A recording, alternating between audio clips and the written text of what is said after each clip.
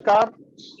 आरोग्य दर्पण और रघुवंश एकेडमी के संयुक्त तत्वाधान में आयोजित जो मीटिंग में आप सभी का हार्दिक स्वागत है। आज हमारे बीच में रिटायर्ड लेफ्टिनेंट रीता गंगवानी जी मौजूद हैं। बिल्कुल, थैंक यू। सबसे पहले आरोग्य दर्पण और जितने भी दर्शक सुन रहे हैं, देख रहे हैं, उनको बहुत बहुत शुक्रिया कि आप आए, क्योंकि ये जो आज का टॉपिक है माइंड योर माइंड, यानी कि अपने मन को काबू में रखें, ये बहुत जरूरी है, खास करके आजकल के टाइम पे। तो इसके बारे में मैं करीबन आधा घंटा आपसे बातचीत करूंगी और उसके बाद अगर आपके पास कोई सवाल होंगे तो शायद आधे घंटे के बाद मैं फिर दोबारा से आऊंगी और सवाल ले लूंगी। वैसे कोशिश ये पूरी करूंगी कि इस आधे घंटे के अंदर वो सारी बातें आपके सामने रखूं कि मन में कोई सवाल ही ना उठे। कहते हैं कि कैलेंडर तारीख बदलता है, लेकिन कई बार तारीख कैलेंडर बदल देती है, और शायद यही हमारे साथ हो रहा है। ये जो तारीखें गुजर रही हैं, जो ये वक्त गुजर रहा है, ये एक हिस्ट्री बनाने वाला है कैलेंडर के ऊपर। हमें हम ये जो दौर से गुजर रहे हैं, ये एक हिस्ट्री बना रहे हैं, क्योंकि जो हो रहा है हमने न कभी देखा था, न कभी उसको महसूस किया था, हमने सिर्फ इसके बारे में सुना था। लेकिन अब जब हम पे गुजर रही है तो हमें समझ में आ रहा है कि उस वक्त जो हुआ था तो क्या हुआ होगा। तो हम ऐसे ही दौर से जो गुजर रहे हैं, तारीखें बनाते हुए, हिस्ट्री बनाते हुए जो गुजर रहे हैं, तो एक अजीब सी चीज हो रही है हमारे साथ कि हम इस वक्त ऐसे एक शत्रु के साथ लड़ रहे हैं जो हमें दिखाई ही नहीं देता।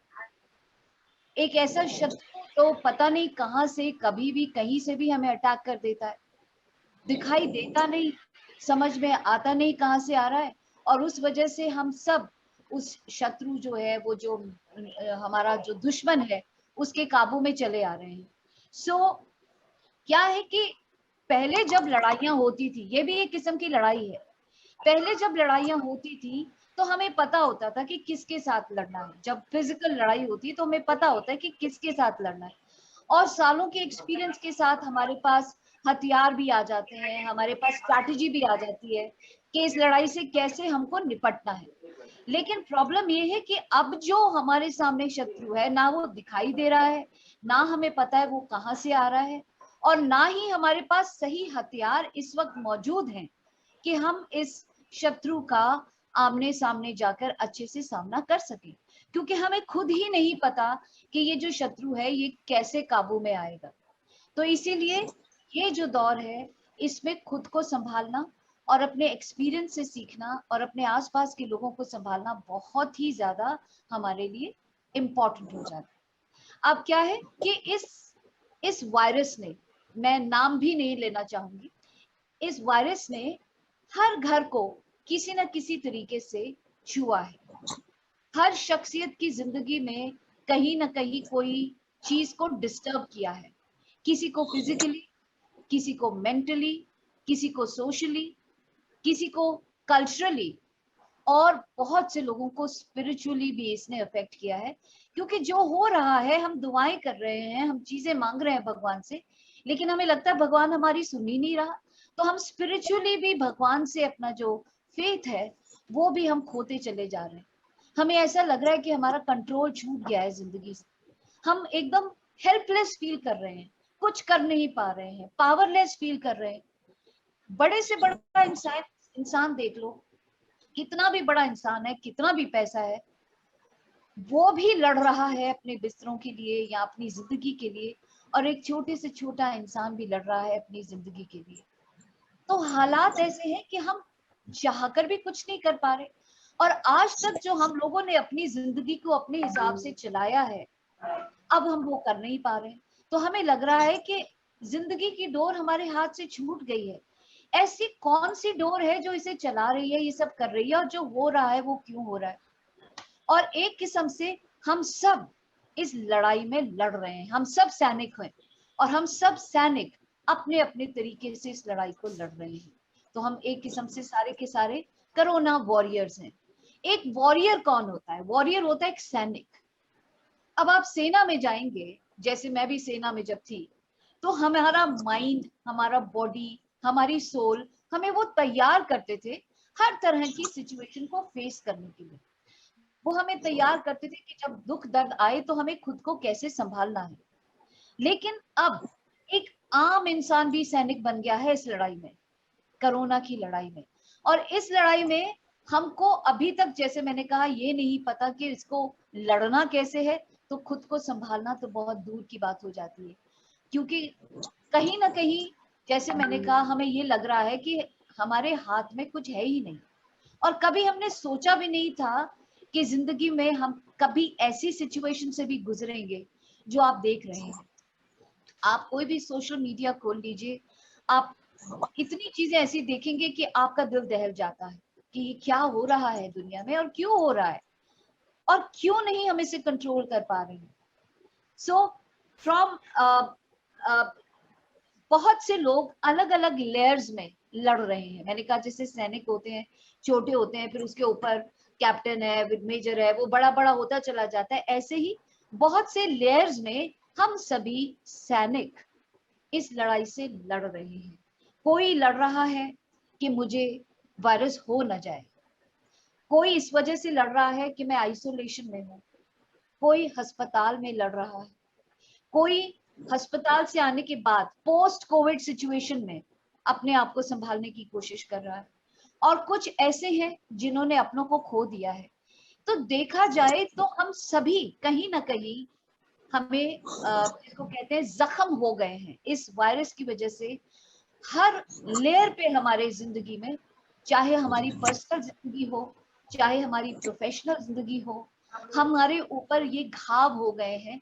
ये एक ऐसे बड़े जख्म हो गए हैं जो हमें अभी तक ये नहीं मालूम कि कभी ये भर भी पाएंगे कि नहीं। और सबसे बड़ी चीज जो हमें हमें जख्म दे रही है, जो हमको रोक रही है, जो हमें हेल्पलेस बना रही है, उसको हम कहेंगे डर। कौन ऐसा इंसान आजकल नहीं दिखता आपको जिसके अंदर डर? डर सबसे बड़ी चीज है जिसने हमारे मेंटल हेल्थ को, हमारी मानसिक स्थिति को बहुत ज्यादा अफेक्ट करना शुरू कर दिया है। जैसे मैंने कहा कि हम अलग अलग तरीके से लड़ रहे हैं। बाहर लड़ रहे हैं कि हो ना, हॉस्पिटल में लड़ रहे हैं कि बच जाऊं, और जो वापस आ गए हैं वो उनकी अपनी लड़ाई है, और जिनके कुछ गुजर गए हैं उनकी अपनी लड़ाई है। तो एक डर चारों तरफ, जो एक सन्नाटा सा रास्तों पे दिखता है। लोगों से बात करो, उनके चेहरों के ऊपर एक खौफ है, चेहरे पे तो है ही, सोचिए मन के अंदर कितना खौफ होगा। और आज जो मैं बात कर रही हूँ मन को कंट्रोल करने की, तो उसमें मैं सबसे पहले जो बात करना चाहूंगी, जो मुझे हर तरफ नजर आता है, वो है डर। डर को कैसे काबू पाएं, ये डर होता क्या है।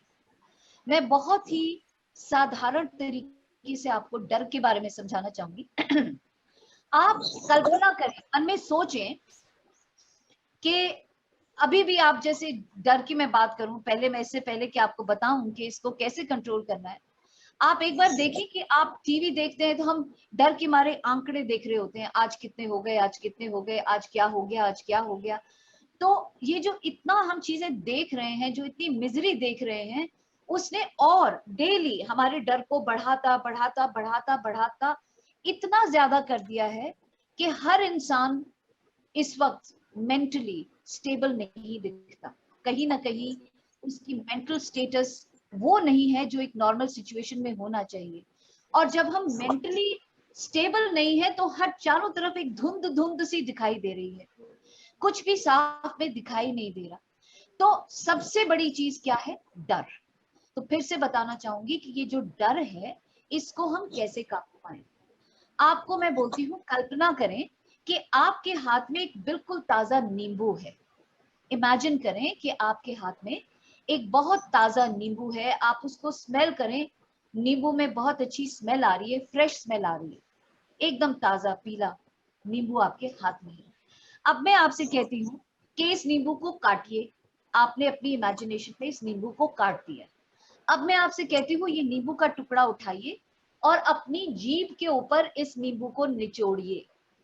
नींबू का रस, वो खट्टा मीठा तेज जो उसका स्वाद होता है, उसको आप अपनी जीभ पे गिरने दीजिए, उस स्वाद को गिरने दीजिए, रस को गिरने दीजिए। और मैं ये दावे के साथ कह सकती हूँ इस वक्त कि जिसने इसको इमेजिन किया कि वो नींबू का रस उनके मुंह में गिर रहा है, उन सब के मुंह में पानी आया। आया कि नहीं? सबके मुंह में पानी आया। अगर ये आपके साथ हुआ है तो इसका एक बहुत बड़ा, आप जो कहते हैं मॉरल क्या निकलता है, वो ये निकलता है कि इंसान का दिमाग सच और झूठ का फर्क नहीं समझ पाता। आपने तो इमेजिन किया था कि नींबू मेरे हाथ में है और आपने उस नींबू को अपनी जबान पे निचोड़ा, ये तो इमेजिनेशन में थी, लेकिन आपके दिमाग ने उसको सच मान लिया और एक्शन दिया। आपके मुंह में जो है ये सलाइवा आना, उसका एक्शन था आपके शरीर का। तो यानी कि ब्रेन को नहीं पता लगा कि आप सच में नींबू निचोड़ रहे हैं या वाकई में वो नींबू आप झूठ में निचोड़ रहे हैं। सो ह्यूमन ब्रेन कभी भी सच और झूठ के बीच का फर्क नहीं समझ पाता। जो भी आप ब्रेन को कहते हैं ना, वो उसको सच मान लेता है कि हाँ ये सच है। और अगर आप फियर शब्द को काटे, फियर FEAR, फियर शब्द को खोल के देखें, F मतलब फॉल्स, E मतलब एविडेंस, A मतलब अपीयर्स, R मतलब real. False evidence appears real, यानी कि जो चीज सच्चाई है ही नहीं वो सच दिख रही है, जो अभी आपके साथ भी हुआ। तो इसका मतलब जो भी मैं ब्रेन को बोलूंगी वो उस बात को सच मान लेगा। तो सारी बात का निचोड़ क्या निकलता है? सारी बात का निचोड़ ये निकलता है कि डर हमारा बनाया हुआ है, हमने बनाया है उसको बार बार उसके बारे में सोच के। और जब हम बार बार सोचते हैं मैं बीमार हूं, मेरे सर में दर्द है, मुझे ये है, मुझे वो है, जो थॉट्स मैं अपने ब्रेन को दूंगी ऑटोमेटिकली शरीर भी वही थॉट्स आपको देगा, वही एक्शंस आपको देगा। तो फियर जो होता है, डर जो होता है, उसकी उपज हमारे मन में होती है और हम खुद उसको उपजाते हैं। आपने कहावत सुनी होगी, मन के हारे हार है, मन के जीते जीत। अगर आपने मन में ठान दिया कि मैं जीतूंगी तो आप जीतेंगे, शरीर वैसा ही आपके साथ कोऑपरेट करेगा। और अगर आप मन में कह लेंगे कि नहीं मैं हार जाऊंगी, तो आपका शरीर भी वैसे ही कोऑपरेट करेगा। आपको सिंपल चीज बताती हूँ, आप किसी बीमार इंसान को जो जिसकी पता ही नहीं लग रही कि बीमारी क्या है, सारे टेस्ट करा लिए, पता ही नहीं कि क्या तकलीफ है, आप उसको सिंपल गोली खिलानी शुरू कर दीजिए कि ये गोली बहुत बढ़िया है, इससे सब ठीक हो रहे हैं, ये वो, थोड़े दिन में आपको लगेगा वो ठीक हो गया है, जिसको बोलते हैं प्लेसिबो इफेक्ट। कई बार क्योंकि हमारे दिमाग में ही वो बीमारी होती है तो हम वो हमारी निकल जाती है।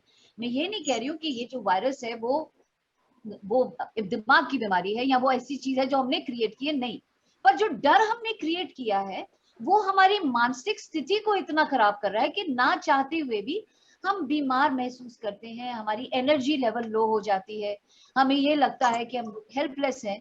लेकिन अभी तो हम ठीक हैं, हम तो लड़ सकते हैं, फिर क्यों बार बार सोच सोच के खुद को जबरदस्ती बीमार समझ रहे हैं, बीमार होने की कोशिश कर रहे हैं, क्योंकि हम मन में उस दर्द को क्रिएट कर रहे हैं। एक कहानी सुनाती हूँ आपको कि एक क्रिमिनल था, एक आदमी था जिसने बहुत सारे क्राइम्स किए थे, अपराध किए थे, और उसको एक फांसी की सजा हो गई। तो जब उसको फांसी की सजा हो गई तो कुछ साइंटिस्ट ने एक रिसर्च करना था, तो वो उस अपराधी के पास गए और उसको बोला देखो तुमने मरना तो है ही, तुम्हें फांसी तो लगने ही वाली है, तो हम ये सोच रहे हैं कि फंदा लगाने की जगह क्यों ना तुम्हें हम सांप से कटवा दें, तुमने तो मरना ही है, तो हमारे को थोड़ा सांप का एक्सपेरिमेंट करना है, तो हम सांप से आपको कटवा देंगे। अपराधी ने पहले तो डर गया, फिर उसने मन में सोचा कि अभी मरना तो मुझे है ही, चलो कोई बात नहीं, सांप से ही सही, कोई बात नहीं, मरना तो है ही। वो मान गया, लेकिन डर उसके अंदर दिल में बैठा था, हे भगवान ये सांप मुझे काटेगा, कैसा महसूस होगा, दर्द होगा कि नहीं, तरह तरह की बातें उसके मन में चल रही थी। अब जब वो दिन आया जिस दिन उसको फांसी लगनी थी, तो जैसे पहले बात हो चुकी थी फांसी की जगह, वो सारे साइंटिस्ट आए, उसको आंखों में पट्टा बांध दिया गया और सांप नहीं, एक छोटी सी सुई उसको चुभो दी गई, एक छोटी सी सुई चुभोई गई, और 10 मिनट के अंदर उस इंसान ने दम तोड़। और बाद में जब उसको रिसर्च में देखा गया तो उन्होंने पाया कि डर की वजह से उस इंसान के शरीर में बिल्कुल वैसे ही जहर फैला जैसा कि सांप के जहर से होता है। कैन यू इमेजिन, हम जो सोचते हैं उसमें कितनी शक्ति होती है। डर वायरस से भी घातक होता है और विश्वास वैक्सीनेशन का ही डोज है। तो आपको इस डर को अपने दिल से पहले हटाना है। आप सोचिए कि एक साफ पानी की ग्लास में अगर मैं एक बूंद इंक की डाल दूं तो सारा का सारा जो ग्लास का पानी है वो नीला हो जाएगा। बिल्कुल इसी तरीके से अगर एक नेगेटिव थॉट आप अपने ब्रेन में डाल देते हैं, तो जैसे ब्रेड बनती है, खमीर डालते हैं और ब्रेड मल्टीप्लाई होकर बड़ी सी हो जाती है, बिल्कुल एक थॉट उस खमीर की तरह दिमाग पे काम करता है और वो बढ़ता बढ़ता पूरे दिमाग को घेर लेगा। उसके बाद आपके शरीर को बीमार करना शुरू कर देगा, शरीर से बाहर निकल के आपके आसपास के लोगों को, आपकी इन्वायरमेंट को घेरना शुरू कर देगा। चारों तरफ मायूसी ही मायूसी छा जाएगी आपकी थॉट्स की वजह से। मैं पहली चीज तो ये कहूंगी कि हम लोग एक चीज करनी बंद कर लें, जिसको मैं कहती हूँ मास कर्मा। सारा दिन हम लोग ये वर्ड यूज करते हैं, corona corona corona, Covid Covid Covid Covid. बंद करें इस शब्द को इस्तेमाल करना। मास कर्मा क्रिएट कर रहे हैं, वो और ज्यादा स्ट्रॉन्ग स्ट्रॉन्ग होता जा रहा है कोरोना, क्योंकि उसको हम खाना दे रहे हैं, स्ट्रॉन्ग करते चले जा रहे हैं। उसकी जगह आप दूसरा कोई शब्द यूज कर सकते हैं, वायरस हो गया या इस टाइप का शब्द यूज कर सकते हैं, बशर्ते कि कोरोना कोरोना कोरोना यूज करके, क्योंकि वो और ज्यादा उसको मजबूत करता चला जा रहा है। जिस चीज पे जब हम छोटे होते थे ना, तो हमारे पास एक मैग्नीफाइंग ग्लास होता था जिसमें शब्द के ऊपर हम ऐसे रख के देखते थे तो बड़ा बड़ा शब्द नजर आता था। बात यही है, जिस चीज पे हम फोकस करेंगे वो बड़ी बड़ी और बड़ी नजर आएगी। तो हमको नेगेटिव की तरफ फोकस नहीं करना है कि कोरोना क्या कर रहा है, क्या हो रहा है, कैसा नहीं हो रहा। अगर कुछ बुरा हो रहा है दुनिया में तो कुछ अच्छा भी तो हो रहा होगा ना। हम क्यों यही देखते हैं कि इतने लोग मर गए, इतने बीमार हो गए, हम ये क्यों नहीं देखते कितने ठीक हो गए। हम क्यों अपना फोकस नेगेटिव की तरफ रख रहे हैं। हम क्यों नहीं अपने दिमाग को फोकस पॉजिटिव की तरफ लाके रखें कि इतने ठीक भी हो रहे हैं, इतने लोग जो हैं अभी सुरक्षित हैं अपने घरों में, आइसोलेशन के बाद ठीक हो गए हैं। तो हमें करना क्या है, हमें इस डर को अपने दिल से हटाना है। तो ये डर कभी तभी हटेगा जब हम अपनी सोच को थोड़ा सा डिफरेंट करेंगे, शब्दों को थोड़ा डिफरेंट करेंगे। तभी आप कभी पानी की बोतल लेके चलें, बहुत इंपॉर्टेंट बात बता रही हूँ, ध्यान से सुनिएगा। अगर आप एक पानी की बोतल लेके दौड़ रहे हैं तो उस पानी की बोतल में पानी हिलेगा, पानी के हिलने से आवाज क्रिएट होगी, ये वो ये, लेकिन एक चीज और बड़ी स्ट्रांगली क्रिएटेड होती है, उसको बोलते हैं वाइब्रेशन। हमारे और वो वाइब्रेशन, इमेजिन करो इंसान के शरीर में 78% पानी है, तो क्या हमारे हिलने डुलने से वाइब्रेशंस नहीं बनती होंगी। अगर बोतल में वाइब्रेशन बन रही है हमारे हिलाने डुलाने से, तो शरीर में वाइब्रेशन बनती है हमारे थॉट्स से। थॉट्स क्या है, थॉट्स एक किस्म की एनर्जी है, एक किस्म की एनर्जी है। जैसे थॉट्स रखेंगे वैसे ही वाइब्रेशंस क्रिएट होंगी और वैसी ही चीजें ऑटोमेटिकली हमारी तरफ खिंचती चली आएंगी। अगर मैं एक नेगेटिव इंसान हूँ, नेगेटिव वाइब्रेशंस रखती हूँ, तो मेरी वाइब्रेशन से मैच करती हुई चीजें, लोग, सिचुएशन खुद ब खुद मेरे पास खिंचते चले आएंगे। और अगर मैं एक पॉजिटिव इंसान हूं तो मैं पॉजिटिव चीजों को ही अपनी तरफ अट्रैक्ट करूंगी। खेल सारा किस चीज का है, खेल सारा है आपके विचार का, आपके थॉट्स का, आपके शब्दों का जो आप यूज करते हैं। एक एक्सपेरिमेंट जापान में एक साइंटिस्ट है डॉक्टर मोटो, उन्होंने क्या किया था, उन्होंने एक पानी पानी का ग्लास लिया, उसको बोलते रहे I love you I love you I love you, और एक पानी के ग्लास में जो पानी था उसको बोलते रहे I hate you I hate you I hate you. और फिर उस पानी को फ्रीज कर दिया गया, और फिर उस पानी को जब माइक्रोस्कोप के नीचे देखा गया तो जिस पानी को आई लव यू बोलते रहे उसमें बड़े सुंदर डिजाइन्स क्रिएट हुए हुए थे, और जिस पानी को बोलते रहे आई हेट यू, वो बहुत चित्रा हुआ, बहुत ही करूप किस्म का उसमें डिजाइन था, डरावना सा। तो सोचिए आपके शब्द, आपके विचार कैसी वाइब्रेशन क्रिएट करते हैं। ये पावर जो है, ये आप प्लीज विचारों को इतनी मत दीजिए। अगर आप अपने मन में देखें तो हर इंसान के शरीर में दो गीदड़ की तरह चीजें होती है, वुल्फ कहते हैं हम उसको, एक होता है पॉजिटिव, एक होता है नेगेटिव। तो सवाल उठता है कि उसमें से स्ट्रांग कौन रहेगा। स्ट्रांग तो वही बनेगा जिसे हम खाना देते रहेंगे। अगर मैं नेगेटिव को खाना देती रहूंगी, वो इतना स्ट्रांग हो जाएगा कि पॉजिटिव को भी खा लेगा, और हमारा पूरा शरीर, पूरा थॉट, हम बिल्कुल नेगेटिव हो जाएंगे। और मैं पॉजिटिव पॉजिटिव पॉजिटिव देती रहूंगी तो वो पॉजिटिव ही होगा।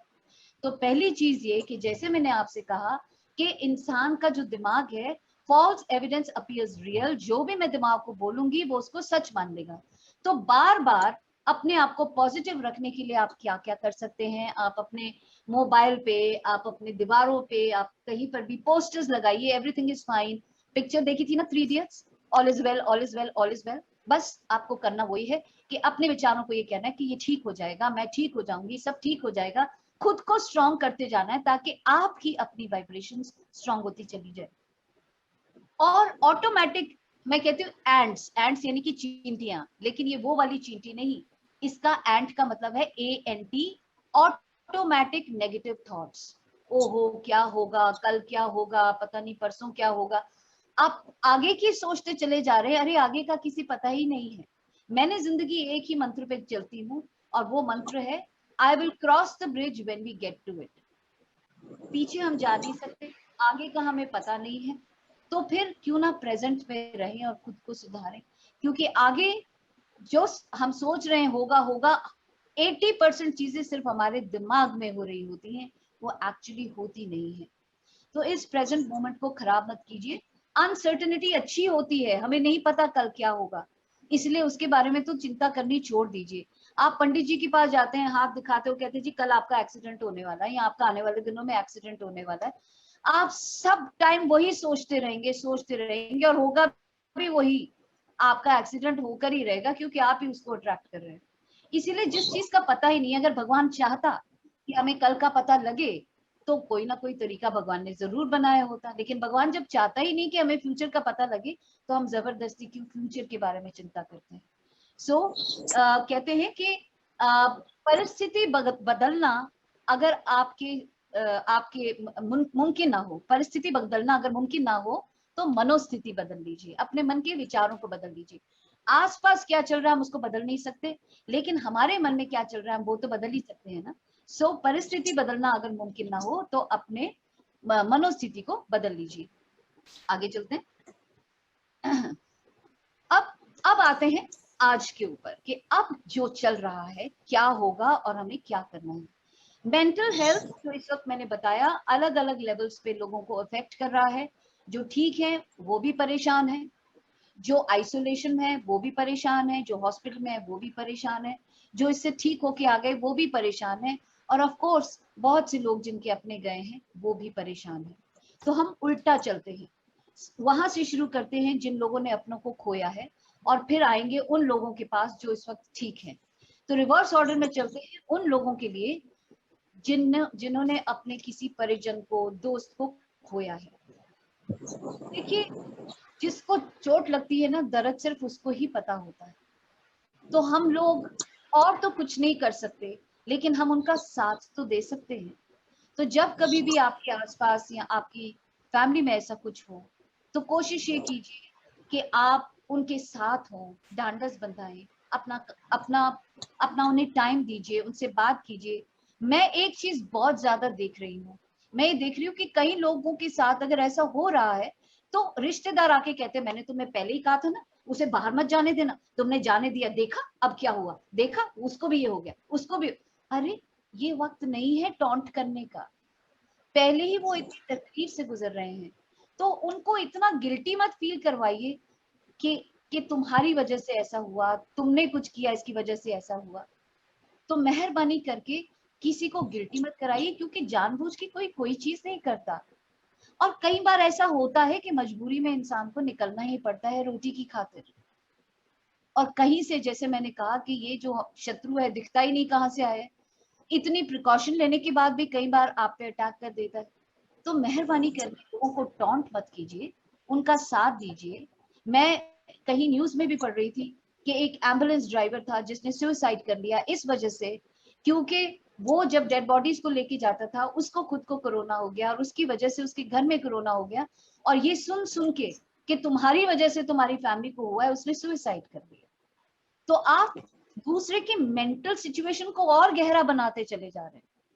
तो इसीलिए जिन्होंने अपने परिजनों को खोया है, उनका साथ दीजिए, इस वक्त में उनके साथ खड़े लीजिए। ये वक्त इस टाइप की बातें करने का नहीं है, उनके दुख को और ज्यादा मत बढ़ाइए।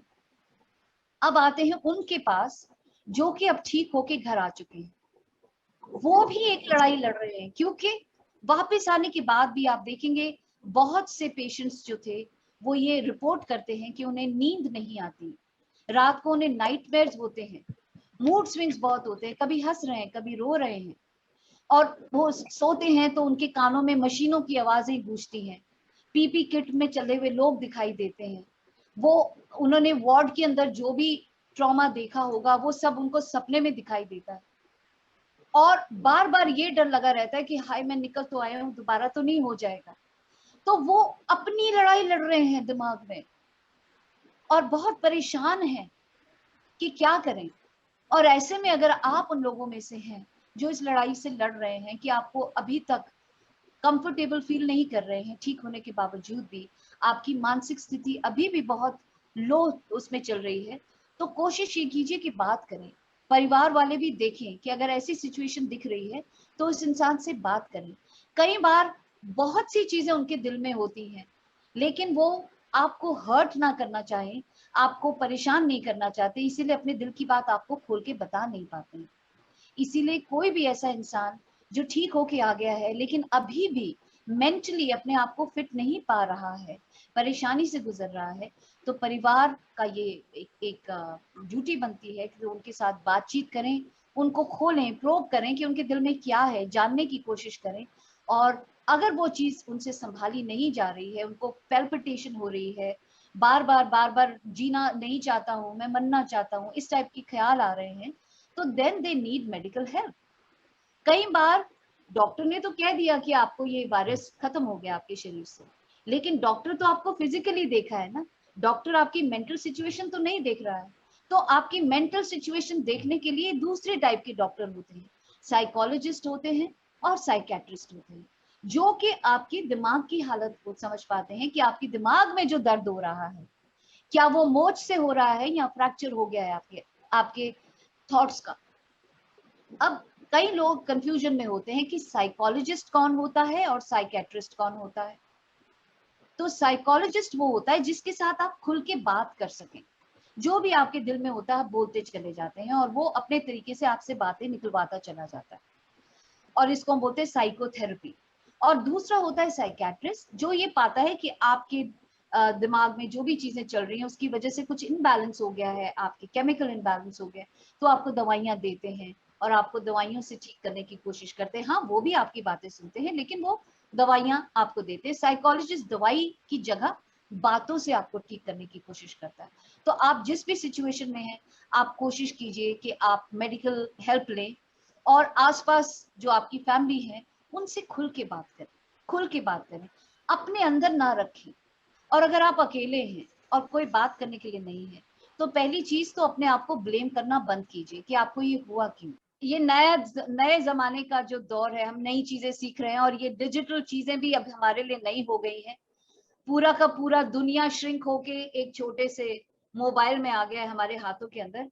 तो प्रॉब्लम्स आती हैं, डिजिटल प्रॉब्लम्स आती हैं, और आधा घंटा पूरा हो चुका था तो इसकी वजह से हमको काट के दोबारा आना पड़ा, बट ठीक है, कोई बात नहीं, जंग जारी रहेगी।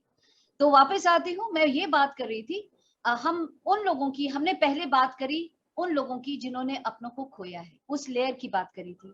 अब हम आ रहे हैं जो लोग अभी रिकवर कर रहे हैं, जिसमें मैंने आपको बताया कि जो लोग रिकवर कर रहे हैं, कई बार वो खुद बहुत परेशान है क्योंकि वो अभी तक उस ट्रॉमा से निकल नहीं पा रहे हैं। बार बार वो पुरानी यादें उनको आती हैं, उनका वो डर बार बार आ जाता है कि दोबारा तो नहीं हो जाएगा, इस बार तो मैं बच गया हूँ, दोबारा तो नहीं हो जाएगा, मैं कैसे बच गया हूँ, वो मेरे साथ वाले बेड के साथ ये हुआ था। तो तरह तरह की ट्रॉमास उनके दिमाग में चली रहती हैं, और मैंने आपसे कहा था कि ऐसे में आप उनके साथ बात कीजिए। वो कई बार नहीं खुल पाएंगे आपके सामने, क्योंकि उन्हें ये लगेगा कि अगर मैं ये बातें, ये जो डर की बातें हैं, इनको खोल के बोलूंगा तो सामने वाला कहीं हर्ट ना फील करे। तो इसीलिए बहुत इंपॉर्टेंट है कि एज फैमिली मेंबर आप उनको उकसाएं, उनको प्रोब करें कि वो अपने दिल को खोल के आपके साथ बात करें, और बहुत हद तक आप उनकी इस हिसाब से मदद कर पाएंगे। लेकिन फिर भी अगर आपको लगता है कि उनकी मदद नहीं हो पा रही है, तो फिर उनको एक मेडिकल हेल्प की जरूरत रहेगी। कि अगर ऐसी चीज है कि बाकी सब ठीक है, सिर्फ वो बार बार विचार आ रहे हैं, तो एक साइकोलॉजिस्ट के पास जाइए। लेकिन उसके साथ साथ कुछ ऐसे सिम्टम्स भी शरीर में दिख रहे हैं, तो फिर आप एक साइकेट्रिस्ट के पास जाइए।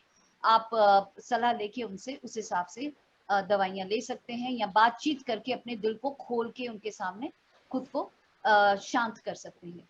और अगर आप बिल्कुल अकेले हैं, आपके साथ बात करने के लिए कोई नहीं है, आप घर से दूर हैं, तो लिखिए, अपने विचारों को लिखिए, लेकिन दिल में मत रखिए, क्योंकि जब आप इनको दिल में रखते चले जाएंगे, लगते चले जाएंगे, तो ये एक्सप्लोड होके किसी न किसी रूप में आपके शरीर से बाहर निकलेगा, और फिर आपको ब्लड प्रेशर हाई हो गया, स्ट्रेस की प्रॉब्लम्स हो गई, दुनिया भर की और एसोसिएटेड प्रॉब्लम्स चली रहती हैं।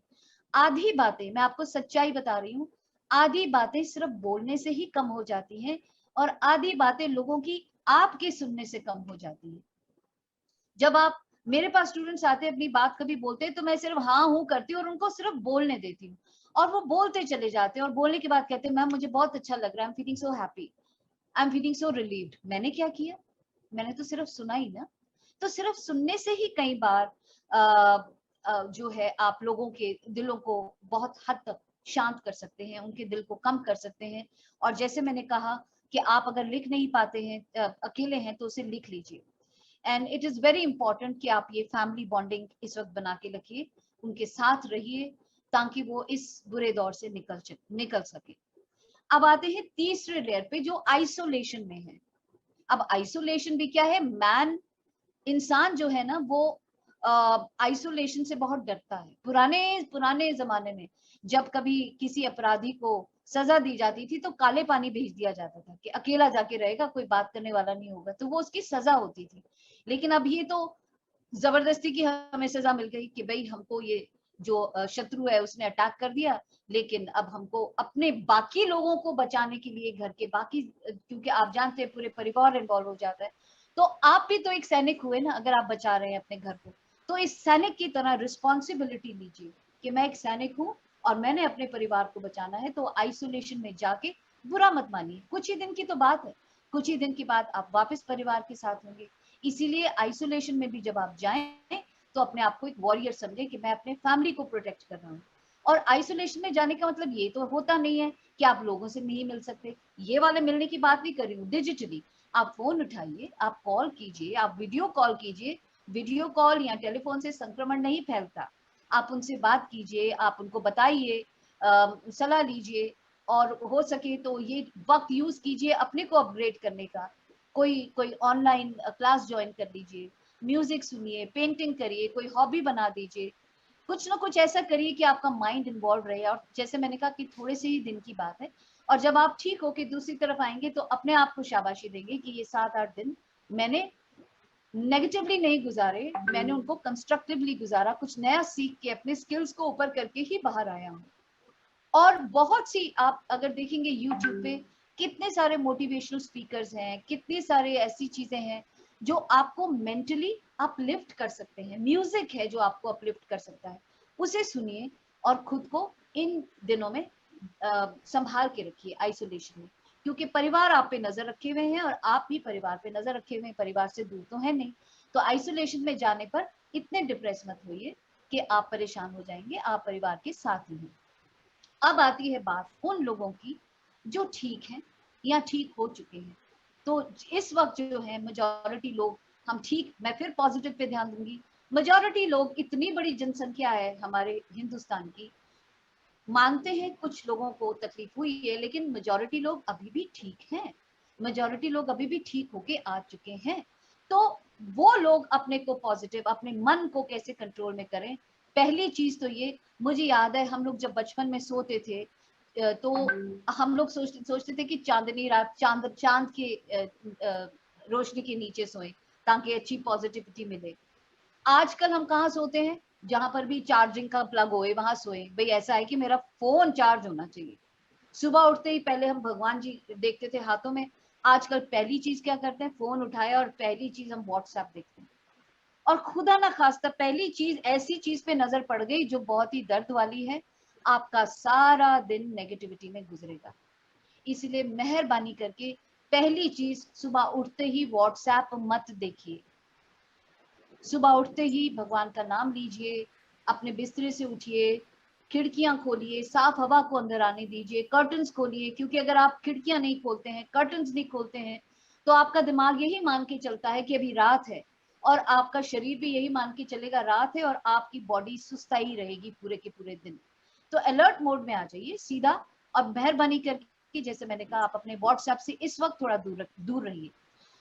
अगर आप न्यूज देख रहे हैं तो एक कोई ऐसा चैनल जिस पे आपको भरोसा है उसे ही देखिए। मैं ये नहीं कह रही हूँ कि न्यूज चैनल जो दिखा रहे हैं वो गलत दिखा रहे हैं, वो अपनी ड्यूटी कर रहे हैं, हमको सच्चाई दिखा रहे हैं। लेकिन कई बार वो जो हम देख रहे होते हैं, ये जो प्रेजेंटेशन के तरीके होते हैं, कई बार हमको बहुत परेशान करते हैं। इसीलिए वही न्यूज देखिए जो रिलायबल सोर्सेस से आपको मिलती है, और वो भी टाइम बांध लीजिए कि दिन में 1 बार या 2 बार मैं सिर्फ चेक करूंगा कि दुनिया में क्या हो रहा है, हिंदुस्तान में क्या हो रहा है। रिलायबल न्यूज को देखिए और लिमिटेड टाइम के लिए देखिए, और फिर उसको ऑफ कर दीजिए। सो इसको हम बोलते हैं डिजिटल डिटॉक्स लेना भी बहुत जरूरी है आपके लिए। और मेहरबानी करके फिर से कहूंगी, अगर न्यूज देख रहे हैं तो सोने से पहले मत देखिए, क्योंकि आजकल न्यूज में ज्यादा क्या दिख रहा है, नेगेटिव नेगेटिव दिख रहा है। अब आप सोएंगे तो ये आप अपने साथ सबकॉन्शियस माइंड में लेके चले जाएंगे, और ये आपके दिमाग में चलता रहेगा, सपनों के रूप में आपको दिखाई देता रहेगा, और ये कहीं ना कहीं आपके पर्सनालिटी का हिस्सा बन जाएगा। डरना, वही डर आपके दिमाग में छा जाएगा, जबकि वो है नहीं, आपने खुद क्रिएट किया है न्यूज देखकर या आर्टिकल ऐसा पढ़ के। तो रात के वक्त सोने से पहले खास करके कुछ खास चीजें करनी होंगी जो मैं अभी आपको बताती हूँ क्या करना है। दूसरा, आजकल आप देखते हैं, मैं खुद इसको भुगत चुकी हूँ, फॉरवर्ड्स जो हम कर रहे हैं, बिना सोचे समझे बस फॉरवर्ड कर दिया। यहाँ पे वेंटिलेटर मिल रहा है, यहाँ ऑक्सीजन मिल रहा है, यहाँ दवाई मिल रही, forward forward forward forward forward. अब जिसको जरूरत है, सोचिए उस इंसान की, वो नंबर घुमाता रहता है, कोई नंबर उठा नहीं रहा, कोई कहता है हमारे पास है नहीं, कोई कुछ कोई कुछ कोई कुछ। मैंने मेरे एक फ्रेंड को बेड की जरूरत थी, मुझे किसी ने फॉरवर्ड किया, यहाँ पे बेड मिल रहा है, मेरे पास ये फॉरवर्ड आया था। जब मैंने अपनी फ्रेंड को दिया और उसने कॉल किया तो पता लगा कि वो दिल्ली का नहीं, पटना का नंबर था। अरे आप वेरीफाई तो कर लो कुछ फॉरवर्ड करने से पहले। इसीलिए वही चीजें फॉरवर्ड करो जो आपने खुद देखी है, महसूस की है, या जिनका आपको पता है कि सच है। जबरदस्ती उल्टी सीधी चीजें जो आपके पास आ रही हैं, और ये वक्त, मैंने कहा ना, कुछ लोग कंस्ट्रक्टिवली इसको यूज कर रहे हैं, कुछ लोग नेगेटिवली यूज कर रहे हैं। जो नेगेटिवली यूज कर रहे हैं वो जाने क्या क्या बना के आप तक पहुंचा देते हैं, और हम भी उसको देख के आगे पहुंचा देते हैं, और ये चेंज चली रहती है। मैंने कहीं बड़ी अच्छी कहावत पढ़ी थी, karma, karma is getting the same WhatsApp back to you what you had sent. तो वही घूम घूम के आपके पास आता रहता है, आता रहता है, और आप फॉरवर्ड करते चले जाते हैं। क्या फायदा? दूसरा इंसान जिसको वाकई जरूरत है वो फोन ही घुमाता रह जाएगा। तो इसीलिए वही चीजें फॉरवर्ड किए, क्योंकि इतनी नेगेटिविटी है चारों तरफ, हम नहीं चाहेंगे कि लोग नेगेटिव रहें। फॉरवर्ड चीजें ऐसी करें जिसमें कुछ पॉजिटिव हो, कोई स्माइल किसी के चेहरे पे आ जाए, कुछ ऐसी चीजें ही फॉरवर्ड करें। दूसरा, डिजिटल डिटॉक्स। मैंने आपसे कहा, आप चाहे फेसबुक देखें, आप चाहे कोई भी डिजिटल मीडिया देखें, आपके पास ऐसी बहुत सी न्यूज देखने को मिलेगी जो आपको परेशान करेगी। आपके परिजनों की कोई न्यूज होगी, आपके फ्रेंड्स की कोई न्यूज होगी, आपको परेशान करेगी।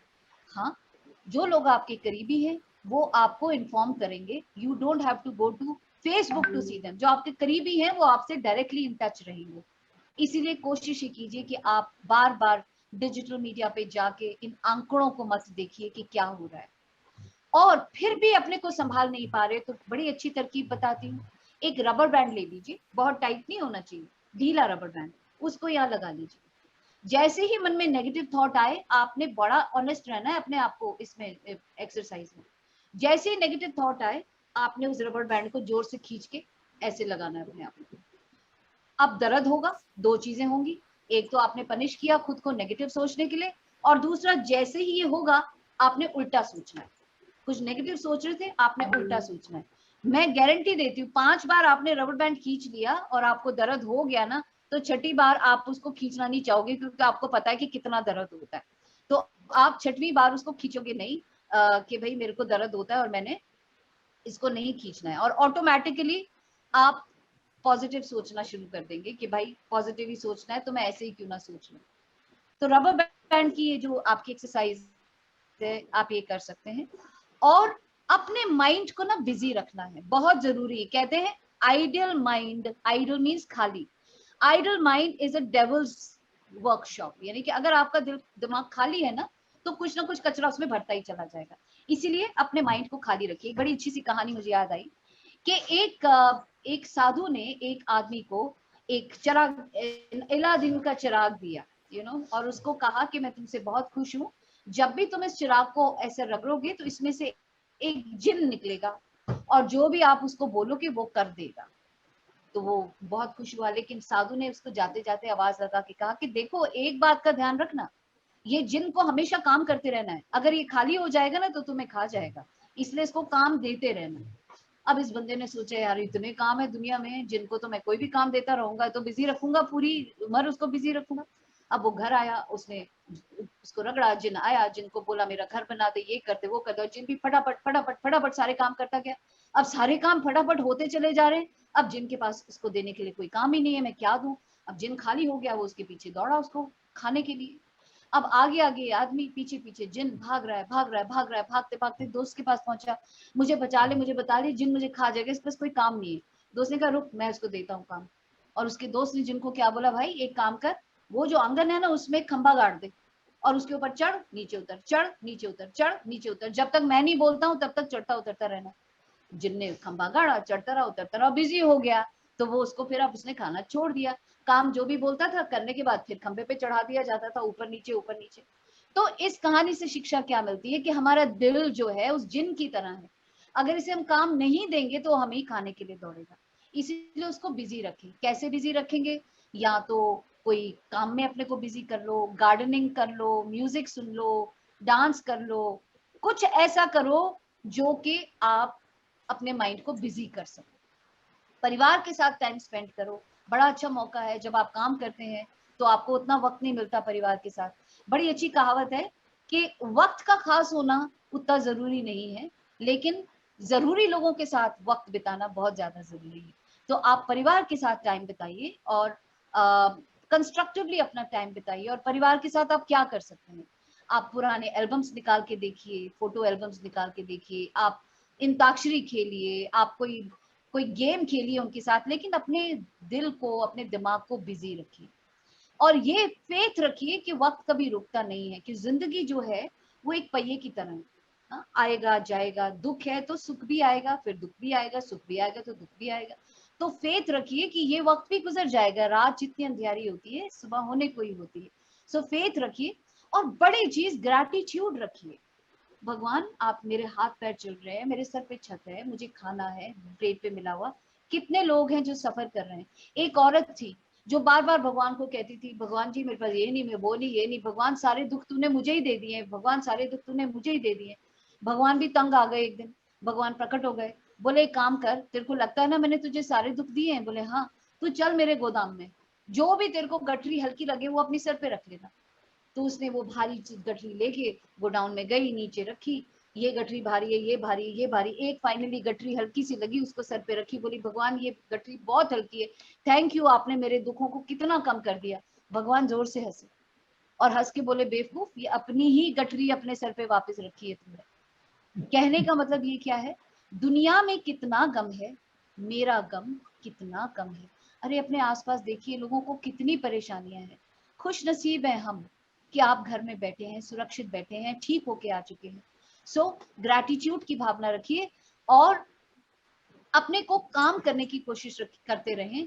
और अपने लिए काम करने के लिए 5-10 मिनट शांति से बैठना बहुत जरूरी है। शांति से बैठिए कहीं पर भी, अपने को टाइम दीजिए। और इससे भी मुझे एक कहानी याद आई, बड़ी सुंदर। पता नहीं मेरे पास टाइम है कि नहीं, पर फिर भी ये कहानी जरूर बताना चाहूंगी कि एक गांव में एक मोची था। दूर दूर के गांव में मोची नहीं था, एक ही मोची था। सो आसपास के सारे गांव के लोग इस मोची के पास जूते बनवाने आते थे और वो बहुत, उसको मजा आता था, बड़े सुंदर जूते बनाता था और बड़ा मशहूर था वो। अब एक दिन क्या हुआ कि जब वो चल रहा था तो उसका जो जूता था वो नीचे से फट गया था, पुराना हो चुका था। घर वालों ने बोला उसको जूते बदल ले, मटरू नाम था उसका, मटरू जूते बदल ले, मटरू जूते बदल ले। हाँ हाँ बदल लूंगा बदल लूंगा बदल लूंगा, लेकिन काम में इतना बिजी, बदला ही नहीं। एक दिन चलते चलते वो जो फट गया था जूता, वहां से कील लग गई अंदर। अब कील लग गई, जख्म हो गया। सब कहते रहे मटरू अपना ये जख्म को ठीक कर ले, इसको पट्टी कर ले। हाँ कर लूंगा कर लूंगा कर लूंगा, उसने ध्यान नहीं दिया। अब वो जख्म बढ़ता बढ़ता बढ़ता पूरी टांग में फैल गया और एक दिन वो टांग भी काटनी पड़ गई। टांग कट गई तो मटरू का काम भी बंद हो गया, उसने जूते सिलना जो था वो बंद कर दिया। मटरू तो परेशान हुआ ही हुआ, साथ में आसपास के जितने भी गांव के लोग थे, अब कोई मोची भी नहीं था तो सारे के सारे परेशान हो गए। तो आप भी अपने घर के मटरू हैं। अगर आप अपना ख्याल नहीं रखेंगे तो आपकी वजह से पूरे परिवार में प्रॉब्लम आएगी। पूरा आप एक पेड़ हैं, एक जड़ हैं। सो अपना टाइम दीजिए। कहने को तो आप परिवार का एक इंसान है, लेकिन पूरे परिवार के लिए आप दुनिया हो सकते हैं। सो अपना ख्याल रखिए, कुछ खुद के लिए टाइम निकालिए। और जैसे मैंने कहा, रोज अपना रूटीन बना के रखिए, इस टाइम उठना है, इस टाइम सोना है, इस टाइम खाना है, उसको चेंज मत कीजिए, क्योंकि वो भी आपको, आपके शरीर को परेशानी दे सकता है। सुबह उठिए, तैयार होइए, रूटीन को फॉलो कीजिए, खाना अच्छे से खाइए, बहुत इंपॉर्टेंट है। अच्छी डाइट खाइए, घर का खाना खाइए, नया नया कुछ ट्राई कीजिए, और एक्सरसाइज जरूर कीजिए। मैं जानती हूँ बाहर जाना मुश्किल है, अपनी छत पे टहल लीजिए, सीढ़ियां नीचे ऊपर चढ़ लीजिए, योगा कर लीजिए, कुछ तो कीजिए कि एक्सरसाइज कीजिए, क्योंकि एक्सरसाइज करने से हमारे शरीर में हैप्पीनेस हार्मोन्स रिलीज होते हैं, जो हमें डिप्रेशन में जाने नहीं देते। सो आप एक्सरसाइज कीजिए, और बच्चों को खास करके इस वक्त में इन्वॉल्व रखिए, क्योंकि आप तो फिर भी एडल्ट हैं, खुद को संभाल लेंगे, लेकिन बच्चे जब ऐसी चीजें देखते हैं तो वो खुद को संभाल नहीं पाते हैं, और वो जो स्कार्स, वो जो जख्म उनके दिमाग में रह जाएंगे, वो शायद जिंदगी भर हटा नहीं पाएंगे आप। इसलिए बच्चों को इन्वॉल्व कर लीजिए, उनको कोई ऑनलाइन कोर्स में इन्वॉल्व कर दीजिए, कोडिंग करवा दीजिए। और सबसे इंपॉर्टेंट चीज जो मैं आपसे कहना चाह रही थी कि रात को न्यूज नहीं देखनी, तो रात को करना क्या है, रात को बच्चों के साथ बैठिए और एक लिस्ट बनाइए कि तुम बड़े होकर क्या बनना चाहते हो। अच्छा, 10 साल बाद तुम कहाँ होंगे, मैं ये करना चाहता हूँ, मैं जो भी आप चाहते हैं जिंदगी से, जो भी आपके गोल्स हैं, उनको लिख लीजिए। गोल्स जब अंदर से बाहर निकल आते हैं, बातें जो हम चाहते हैं, हमारी चाहतें जब अंदर से बाहर आ जाती हैं, यूनिवर्स उसको देख लेता है, हम बोल देते हैं, तो वो कहीं ना कहीं मटीरियलाइज होनी शुरू हो जाती है।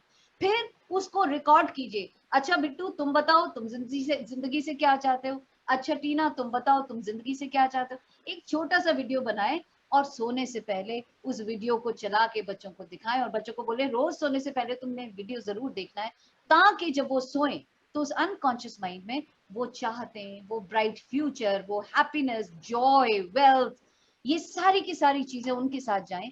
और मन जो है अनकॉन्शियस भी, जो आपका जिनी है, वो कहीं ना कहीं काम सब कॉन्शियस स्टेट में भी करता रहे। जैसे मैंने आपसे कहा कि दो हमारे अंदर वुल्व्स हैं, एक नेगेटिव, एक पॉजिटिव, किसको खाना खिला रहे हैं, ये बहुत इंपॉर्टेंट है। सो डाइवर्ट योर माइंड। अगर फिर भी डर है, ठीक है, तैयारी बहुत जरूरी है, हमने भी की है।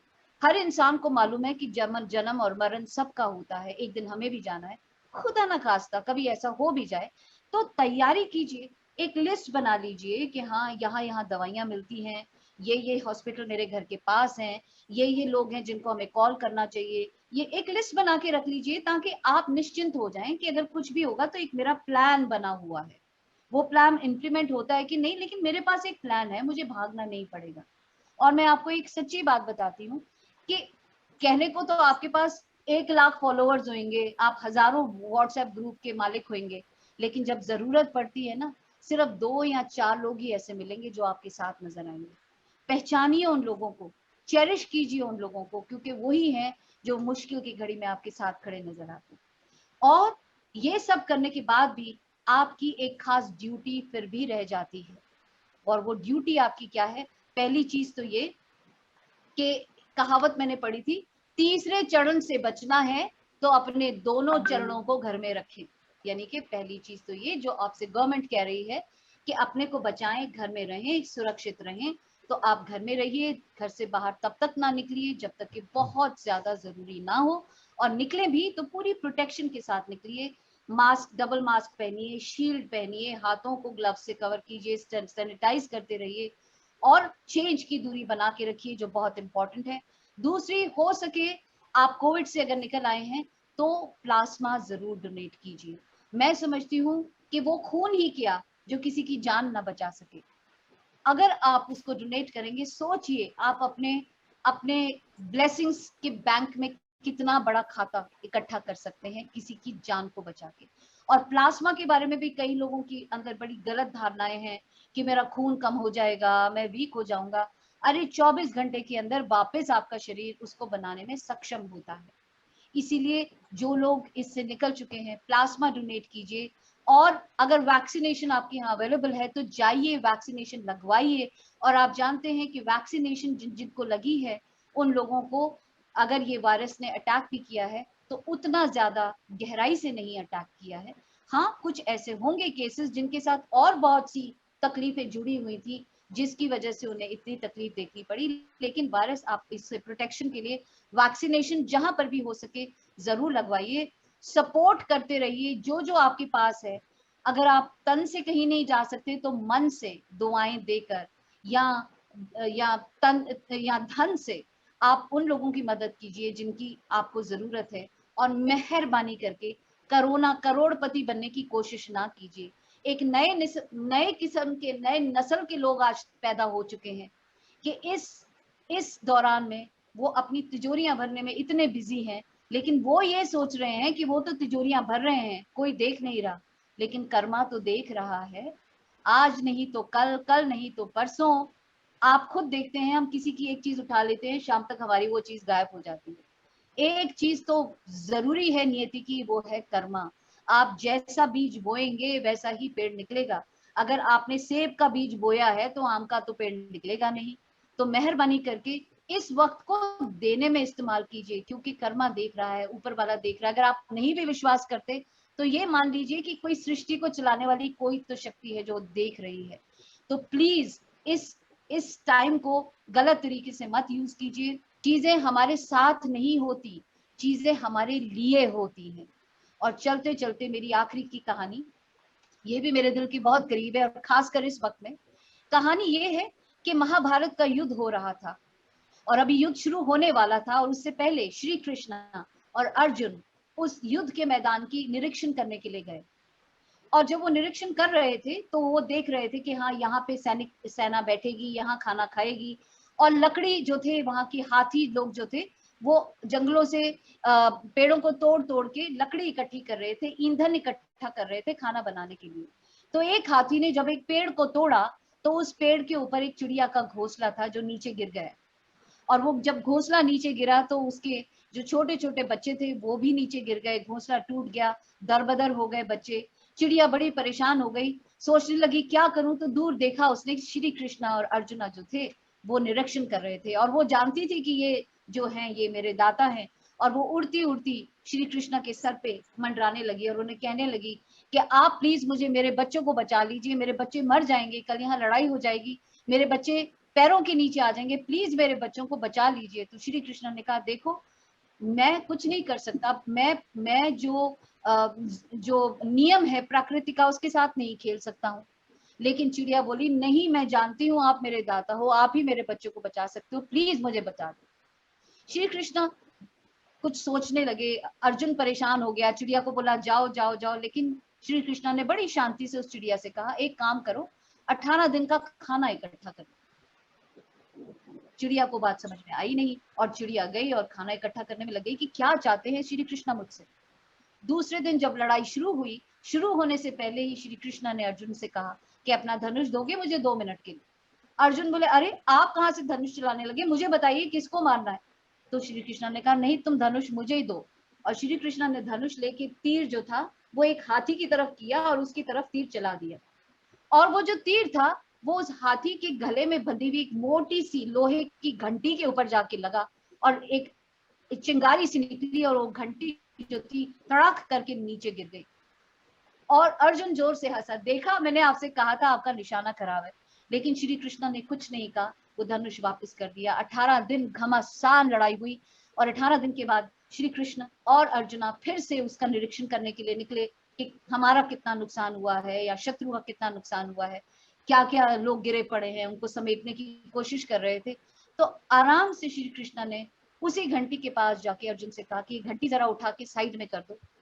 अर्जुन ने सोचा ये घंटी क्यों मुझसे उठवा रहे हैं, पर उन्होंने जब घंटी उठाई तो दंग रह गए, क्योंकि उस घंटी के नीचे से 1 2 3 4 करके छोटे छोटे चिड़िया के बच्चे और चिड़िया फुर्र करके उड़ गई। यानी कि श्री कृष्ण ने अपने तरीके से उस चिड़िया को बचाया, क्योंकि उस चिड़िया को फेथ था कि ये मेरे दाता हैं, ये मुझे बचाएंगे जरूर। और इस कहानी को आज के संदर्भ से अगर मैं जोड़ूं तो मैं यही कहूंगी कि हमसे कहा जा रहा है कि अपने आप को घर में सुरक्षित कर लो। और जब आप अपने को सुरक्षित करके लड़ाई के बाद बाहर निकलेंगे तो अपने आप को बिल्कुल सुरक्षित पाएंगे। तो इसी कहानी के साथ मैं आपसे विदा लेना चाहूंगी। जो भी कहते हैं कि अगर रुमाल के अंदर मैं मक्खन डाल के आपको दे दूं कि घर ले जाओ, तो पूरा मक्खन तो घर पहुंचेगा नहीं, सारा पिघल जाएगा, लेकिन रुमाल में कुछ तो रह जाएगा ना। तो मेरी कही हुई बातों में से अगर कुछ भी आपके दिमाग में रह गई तो मैं समझूंगी कि आज ये जो मैंने आपसे बात कही, माइंड योर माइंड, मैं उसमें सफल रही हूँ। थैंक यू आरोग्य दर्पण जी, सर राम प्रकाश जी, मेरे को बुलाने के लिए और मुझे ये मौका देने के लिए कि मैं इस मामले में जो बहुत जरूरी है आप लोगों से बात कर सकूं। Thank you sir.